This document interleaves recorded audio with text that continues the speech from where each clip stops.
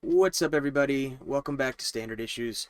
We talked about the immunity Supreme Court decision opinion yesterday and all the fallout with that, and it's been getting even worse with all the reactions. Democrats are losing their minds. It's not people, it's Democrats mostly, but they're influencing people as well. We're going to talk about that. I just want to look go over this Biden video of his reaction, essentially just kind of talking about how dangerous this reaction is. And you can see it today. It's just getting worse and worse, and these lefties are losing it. These Democrats are losing it, bringing up the most ridiculous hypotheticals. We talked about it last time. Just AOC, Pelosi, all the legacy media, MSNBC, CNN, and Sotomayor, which was the main dissent from the Supreme Court, and now Biden, and he's the president. It's like a lot of these people have certain varying influence levels, and AOC, like I said the last time, is one of the worst, or one of the most influential, I should say. And like, Biden is the president. He should not be talking like this. So I'm gonna get into that video. I also want to make a correction about the last video. I said Anwar al-Awlaki was the son of the man, or the son of the man, who was killed by the drone strike from Obama. But he's actually the father. The son is Abdul Rahman al-Awlaki. And yeah, this was a situation where we were talking about like immunity, how Obama gets to have that immunity as well, when maybe he should have some questions into what he did. And the other thing, yeah, they were both born in America, so they're American citizens. This one, he's in Denver, and this was Las Cruces, New Mexico. And yeah, the hypotheticals and the going back to the Supreme Court decision, the hypotheticals and the ridiculousness is just off the charts. And I really hate this guy. I don't really want to cover him at all, but it's a perfect example of what I'm talking about. This kid Harry Sisson, whatever you want to call him, he's like a 21-year-old paid internet influencer, like social media influencer, paid by the Dems, and he has talking points. He's just on TikTok, on Twitter, all over the place. He's been on Pierce Morgan recently, and he's just blabbing his mouth. He's totally just a shill. It's really sad. It's pathetic. But he went out and said this, like, just yesterday, right after, and he made a little TikTok about it right after the decision. He tweeted this out. According to the Supreme Court, Biden could now send in SEAL Team 6. Here's their favorite thing, SEAL Team 6, to take all of them out. The Supreme Court justices. He could send in three of them are liberals, right, Harry? He could send in the military to take out Trump. He has immunity for official acts now. So, this is just irresponsible. I mean, this kid, he doesn't know what the hell he's doing. He doesn't know what he's talking about. He's, 21? He doesn't even know the world. And he just knows the internet. And he thinks that this is cute, this is funny. But this is legitimate threats, and this is what I'm talking about. I mean, not that he's really influential. He has a lot of followers and stuff. I'm sure he's somewhat influential, but most people know, like, he's just an idiot. But at the same time, this is a legitimate threat right here. And then, so what happened was, the Chris Lasavita, I believe he tweeted, expect a visit. I believe he has something to do with the, let me see exactly who he is, so I can get it right. American political consultant and partner in F1. He's Donald Trump's 2024 senior advisor. So he's just kind of pointing out, like, watch what you're saying, because you're going to get a visit from either the FBI or us or our lawyers or whatever. You can't be doing that stuff. And like I said, Harry, he's just a good example because this is just, like, so out there. He made a little video, like I said, about it. But there's been so many other people basically saying the same thing. And it's just interesting how the Democrats are, nothing has happened. Trump's already served a term, and he hasn't done any of this stuff, and yet they're just talking about it like, what if it happens? What if it happens? And almost like as if, like I said last time in the last video, almost as if we want to do it. It's like, nobody's done it. So why are you talking about it? And why are you talking about it in this manner, as in we should do it? Well, because they hate you, they hate the right, they hate conservatives, they hate Republicans, and it really is like a Civil War type scenario or tribalist type scenario that I cannot believe we got to in this country. And yeah, that's really where we're at. But anyway, let's get into the video real quick. The presidency is the most powerful office in the world. It's an office that not only tests your judgment, perhaps even more importantly, it's an office that can test your character.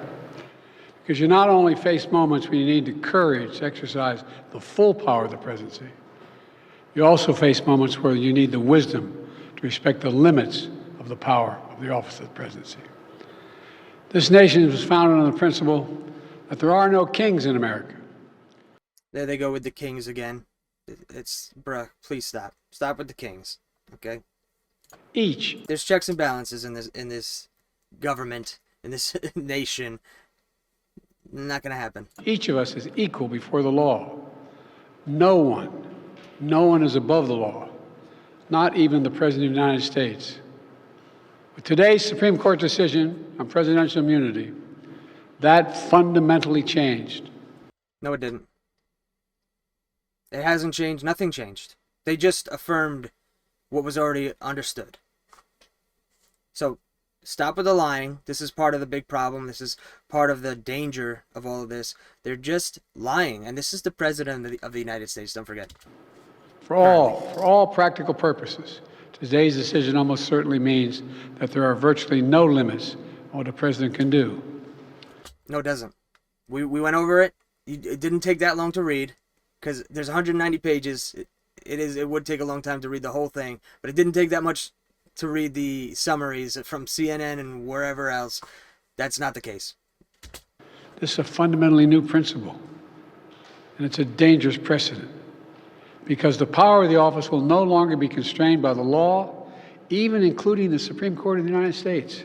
Just more lies and fear-mongering. That's their favorite thing, fear tactics, fear-mongering. The only limits will be self-imposed by the president alone. This decision today has continued the court's attack in recent years on a wide range of long-established legal principles in our nation, from gutting voting rights and civil rights, to taking away a woman's right to choose, to today's decision that undermines the rule of law of this nation. Nearly 4 years ago, my predecessor sent a violent... How does it undermine the rule of law? This applies to past presidents, current president, you idiot, and future presidents. And it's not a precedent. It was something that was already understood for the most part, just not really codified or affirmed in this way, because why the hell would we do that? It's just ridiculous that we're even here. Violent mob to the U.S. Capitol to stop the peaceful transfer of power. We all saw it with our own eyes. We sat there and watched it happen that day. Attack on the police.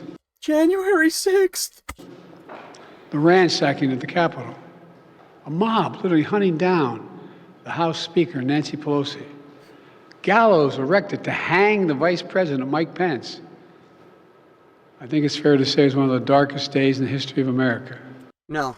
One of the darkest days in the history of America was your botched, cowardly withdrawal, if you can call it that. Surrender is what you should call it, in Afghanistan. Killed 13 service members and injured many others, including allies that were not American.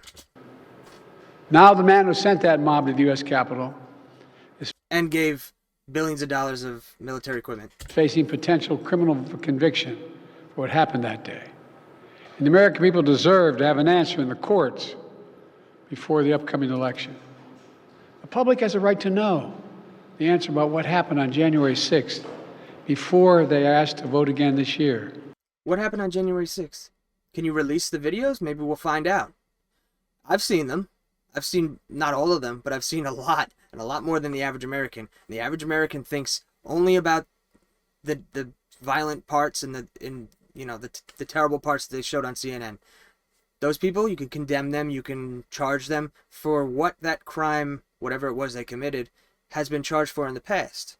Not some kind of unprecedented, ridiculous, inflated BS. sentence. But why don't we show the videos of the people walking peacefully, cheering, putting their hands together, you know, holding hands with the flags, just walking around, not doing anything, just totally peaceful. Why don't we show those ones?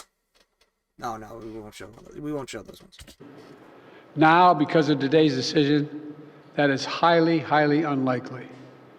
It's a terrible disservice to the people of this nation. So now the American people will have to do what the courts should have been willing to do, but will not. The American people have to render a judgment about Donald Trump's behavior. The American people must decide whether Donald Trump's assault on our democracy on January 6th makes him unfit for public office in the highest office in the land.